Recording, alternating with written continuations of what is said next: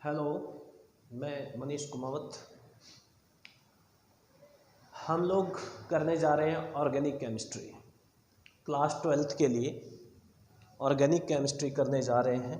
और class 12th के लिए जो ऑर्गेनिक केमिस्ट्री है उसमें कुछ बेसिक्स की ज़रूरत पड़ती है। यदि आप समझना चाहते हैं तो कुछ बेसिक की ज़रूरत होती है। यहाँ पे कुछ बेसिक बातों की ज़रूरत होती है। ठीक है, तो एक आधा वीडियो के अंदर ये कुछ बेसिक बातें जो है आपको पता होनी चाहिए। वो सारी बेसिक बातें मैं आपको बताता हूँ। उसके बाद में अपने ये पूरे 4 चैप्टर हैं ऑर्गेनिक रिएक्शंस वाले, वो हम करेंगे।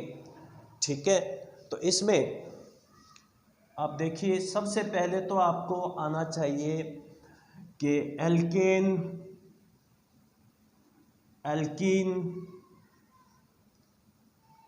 एल्काइन क्या है।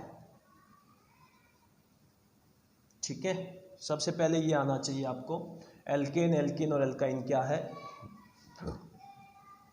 उसके बाद एक होते हैं प्रतिस्थापी आपको पता होने चाहिए, और क्रियात्मक समूह।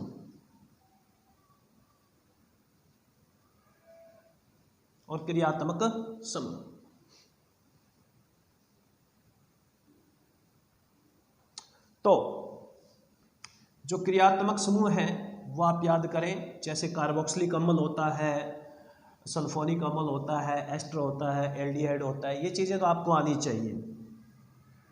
IUPAC नोमेनक्लेचर आना चाहिए।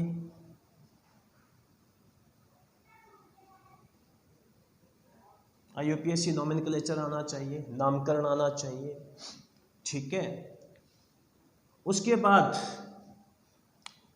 क्या होता है, एक रासायनिक क्रिया, एक केमिकल रिएक्शन क्या होती है, इसके बारे में हम बात करेंगे। ये चीज़ें आपको ऑलरेडी पता होनी चाहिए। केमिकल रिएक्शन क्या होती है, रासायनिक क्रिया क्या होती है,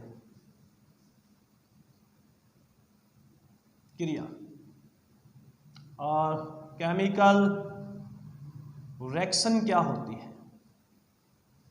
तो आप देखिए,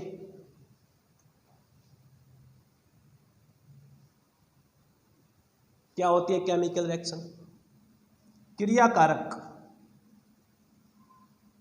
या अभिकारक भी कहते हैं, अंग्रेजी में कह देते हैं रिएक्टेंट। क्या बनाते हैं? अभी प्रोडक्ट बनाते हैं, यानी उत्पाद बनाते हैं। रिएक्टेंट्स क्या बनाते हैं? उत्पाद। रिएक्टेंट भी 2 टाइप के होते हैं। एक तो होता है हमारा सबस्ट्रेट, हिंदी में भी सबस्ट्रेट ही बोलेंगे, और एक होता है रिएजेंट।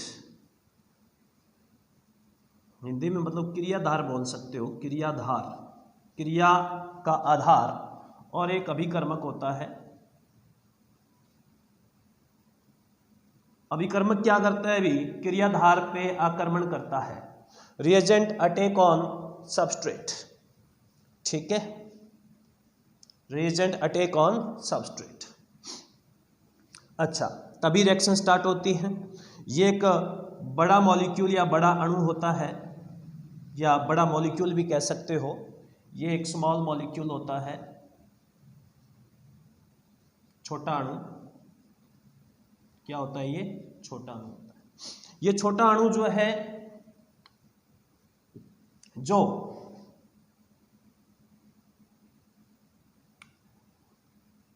क्रियाधार या सबस्ट्रेट पे आक्रमण करता है, इसके भी 2 पार्ट होते हैं। अभिकर्मक के 2 पार्ट होते हैं, इलेक्ट्रॉन स्नेही और नाभिक स्नेही। इलेक्ट्रोफाइल और न्यूक्लियोफाइल। क्या होता है? इलेक्ट्रोफाइल और न्यूक्लियोफाइल। ठीक है, इसके भी 2 पार्ट होते हैं। जैसे एक रिएजेंट है HCl मान लेते हैं, HCl, ये पॉजिटिव और नेगेटिव। इलेक्ट्रोफाइल पॉजिटिव होता है या इलेक्ट्रॉन से नहीं, और नाभिक से नहीं नेगेटिव होता है। तो ये क्या है, इलेक्ट्रॉन से नहीं या इलेक्ट्रोफाइल है, ये क्या है, नाभिक से नहीं या न्यूक्लियोफाइल है।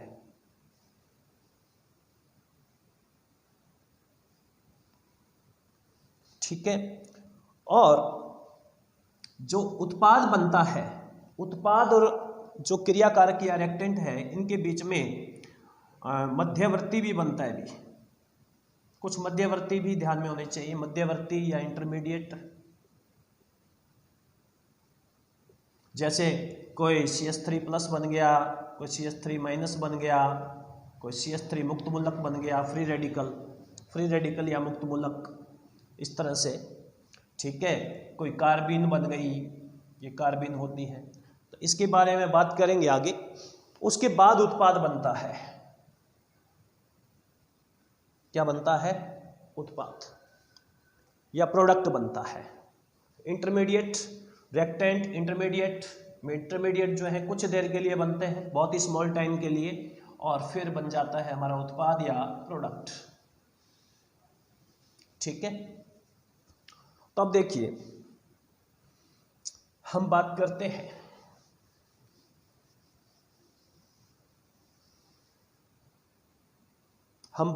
हैं कि एक रिएक्शन हम सीख सकें, लर्न कर सकें, अंडरस्टैंड कर सकें अच्छे से, इसके लिए हमें क्या क्या चीज़ें पढ़नी होगी। तो इलेक्ट्रोफाइल बता दिया, न्यूक्लियोफाइल बता दिया। एक होता है बंध विखंडन, क्योंकि जब रिएक्शन होगी तो जो रिएक्टेंट होगा, क्रियाकारक होगा, उसमें बॉन्ड टूटेंगे, और प्रोडक्ट बनेगा तो उसमें बॉन्ड्स बनेंगे। ठीक है। तो बॉन्ड पहले टूटते हैं फिर बनते हैं, पहले ब्रेक होते हैं फिर फॉर्मेशन होता है बॉन्ड्स का। तो बंध विखंडन या बंध का टूटना या बॉन्ड ब्रेकिंग कैसे होती है।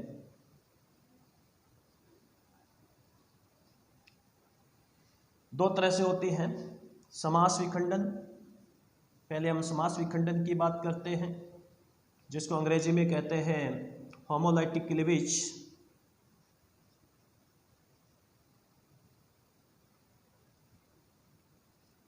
क्या कहते हैं, होमोलाइटिक क्लीवेज। और होमोलाइटिक क्लीवेज कैसे होता है, जैसे कोई X और Y के बीच में बॉन्ड है। इसका मतलब क्या है, यहाँ पे 2 इलेक्ट्रॉन्स हैं। क्या मतलब है इसका, यहाँ पे 2 इलेक्ट्रॉन्स हैं।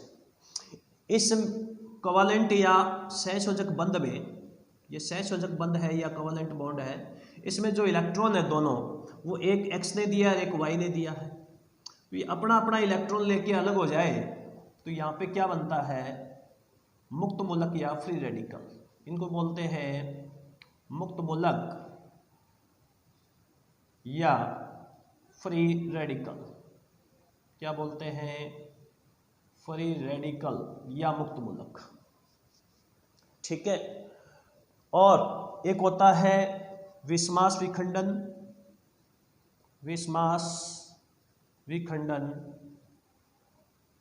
या इसको बोलते हैं हेट्रोलाइटिक क्लीवेज।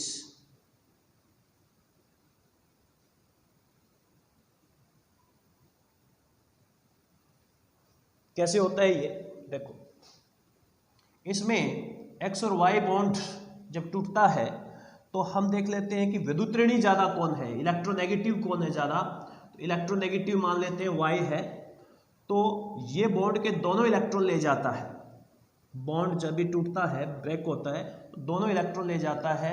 इससे बनता है Y- और X+, क्योंकि इसका इलेक्ट्रॉन X का ये ले गया तो इस पर नेगेटिव आएगा और इस पर पॉजिटिव आएगा। कैटाइन और एनाइन बनेंगे, यानी धनायन और ऋणायन बनेंगे। विस्मास विखंडन हुआ, सांझे के दोनों electron, shared pair of electron कौन ले गया, Y। तो इस पर नेगेटिव आ जाएगा, इस पर पॉजिटिव आ जाएगा। तो ये होता है विस्मास विखंडन। एक बार रिएक्शन में समास विखंडन या होमोलाइटिक क्लीवेज हो जाए तो वो हमेशा पूरी रिएक्शन के अंदर वही होगा, और एक बार विस्मास विखंडन हो जाए तो पूरी रिएक्शन के अंदर विस्मास विखंडन शो होगा। ठीक है, या हेटेरोलाइटिक क्लीवेज जो है पूरी रिएक्शन में देखने को मिलेगा। एक बार स्टार्टिंग में बिस्मास विखंडन हो रहा है तो आप देखिए ये है बॉन्ड कैसे ब्रेक होते हैं। इसके बाद हम बात करते हैं कितने टाइप की रिएक्शन होती है, टाइप ऑफ रिएक्शन, ये भी पता होना चाहिए आपको। टाइप ऑफ रिएक्शन जो अपने को पढ़ने को मिलती है वो टाइप ऑफ रिएक्शन कितनी है, रिएक्शंस की अभिक्रिया के प्रकार जो है वो कितने हैं। एक तो होती है योगात्मक क्रिया,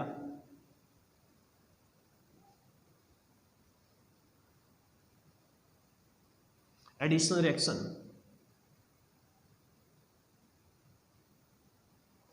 दूसरी होती है प्रतिस्थापन अभिक्रिया, या इसको बोलते हैं सब्स्टिट्यूशन रिएक्शन। 12th स्टैंडर्ड में आप इसको 2 पार्ट में तोड़ लें या 3 पार्ट में तोड़ लें।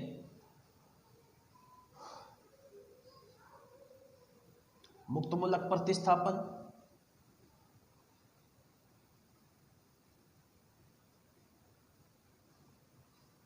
मुक्तमूलक प्रतिस्थापन यानी फ्री रेडिकल सब्स्टिट्यूशन, क्या बोलते हैं इसको, फ्री रेडिकल सब्स्टिट्यूशन। और इधर आपकी electrophilic substitution reaction, electrophilic substitution reaction जिसको बोलते हैं इलेक्ट्रॉन स्नेही प्रतिस्थापन, स्नेही प्रतिस्थापन अभिक्रिया। और थर्ड हो जाएगी नाभिक स्नेही प्रतिस्थापन अभिक्रिया जिसको बोलेंगे अपने न्यूक्लियोफिलिक सब्स्टिट्यूशन।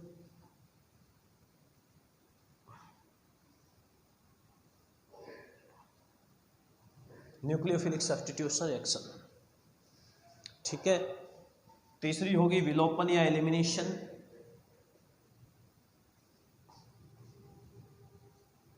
ये देखने को मिलेगी एलिमिनेशन। फोर्थ होगी ऑक्सीडेशन, मोस्टली देखने को मिलेगी ऑक्सीकरण या ऑक्सीडेशन। फिफ्थ रिडक्शन या अपचयन।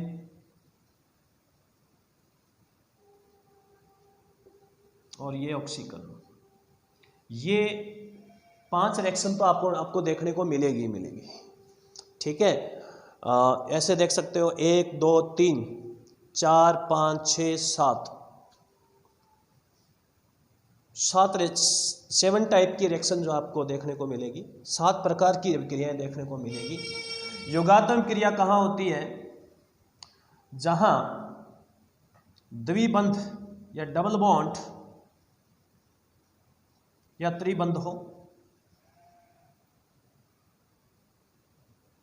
क्या हो, त्रिबंध। डबल बॉन्ड या ट्रिपल बॉन्ड जहां प्रेजेंट हो वो क्या होती है हमारी, वहां क्या होती है, एडिशन रिएक्शन होती है। ये कहां होगा, क्रियाधार या सबस्ट्रेट में होगा। किसमें, क्रियाधार या सबस्ट्रेट में होगा, तो वहां अपनी योगात्मक क्रिया होती है। योगात्मक में क्या होता है कि ये मान लेते हैं कोई सबस्ट्रेट है हमारा एल्कीन और इसके ऊपर HCl पूरे का एडिशन हो जाता है, CH3 CH2Cl बनता है। तो यहाँ डबल बॉन्ड है इसलिए एडिशन रिएक्शन हो रही है। ये पूरा का पूरा ये रिएजेंट है, अभिकर्मक है, ये क्रियाधार या सबस्ट्रेट है, ठीक है। ये इसके ऊपर पूरा का पूरा ऐड हो जाएगा, जुड़ जाएगा, तो हमारा प्रोडक्ट बनेगा इथाइल क्लोराइड, ठीक है। तो ये हमारी जो रिएक्शन है वो क्या है, एक योगात्मक क्रिया है। तो योगात्मक क्रिया कहाँ देखने को मिलती है, जहाँ त्रिबंध या द्विबंध, डबल बॉन्ड या ट्रिपल बॉन्ड हो, वहाँ पर हमें क्या देखने को मिलती है, योगात्मक क्रिया। मोस्टली प्रतिस्थापन क्रिया वहाँ देखने को मिलती है जहाँ पे डबल बॉन्ड या ट्रिपल बॉन्ड ना हो, ठीक है, और बंध में ध्रुवता हो। बंध में क्या हो, ध्रुवता।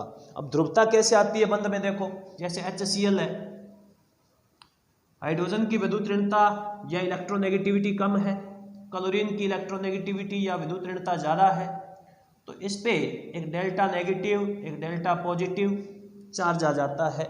जिसकी इलेक्ट्रोनेगेटिविटी ज़्यादा है उस पर डेल्टा नेगेटिव, और जिसकी इलेक्ट्रोनेगेटिविटी कम है उस पर डेल्टा पॉजिटिव आ जाता है। तो इस तरह से जो डेल्टा पॉजिटिव और नेगेटिव क्रिएट हो जाते हैं तो इसको कहते हैं ध्रुवता या पोलैरिटी।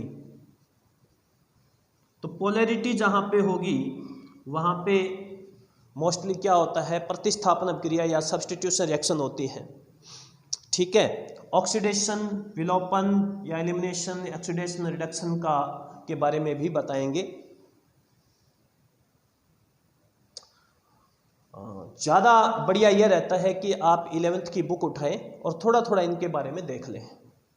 ठीक है, और जब भी एक बेंजीन की रिएक्शंस होती हैं, बेंजीन ये वाली रिएक्शन देता है इलेक्ट्रोफिलिक सब्स्टिट्यूशन या इलेक्ट्रोस्नेही प्रतिस्थापन अभिक्रिया। जब भी ये अभिक्रिया जब आएगी तो हम आपको अच्छे से इसको समझाएंगे। ठीक है, इसके बाद हम ये आपको साथ साथ बताते जाएंगे कि रिएक्शन के अंदर क्या हो रहा है, युगात्मक क्रिया हो रही है, प्रतिस्थापन क्रिया हो रही है, कि विलोपन हो रही है, कि ऑक्सीडेशन हो रहा है, कि रिडक्शन हो रहा है। उसका बेस जो है, रिएक्शन का बेस हम साथ साथ बताते जाएंगे ताकि आप बात को समझ पाए। ठीक है,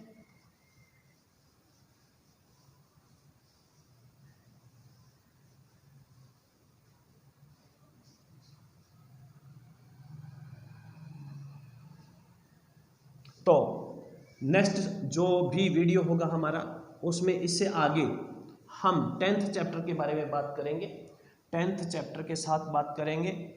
ठीक है, 10th चैप्टर जो है हेलो एल्केन और हेलो एरिन, हेलो एल्केन और हेलो एरिन। जहाँ तक हो गया हो सकता है मैं टर्म जो है वो इंग्लिश में ही लिखूँगा और धीरे धीरे पढ़ेंगे, कोशिश करना कि आप लोग इसको समझ सकें। Thank you.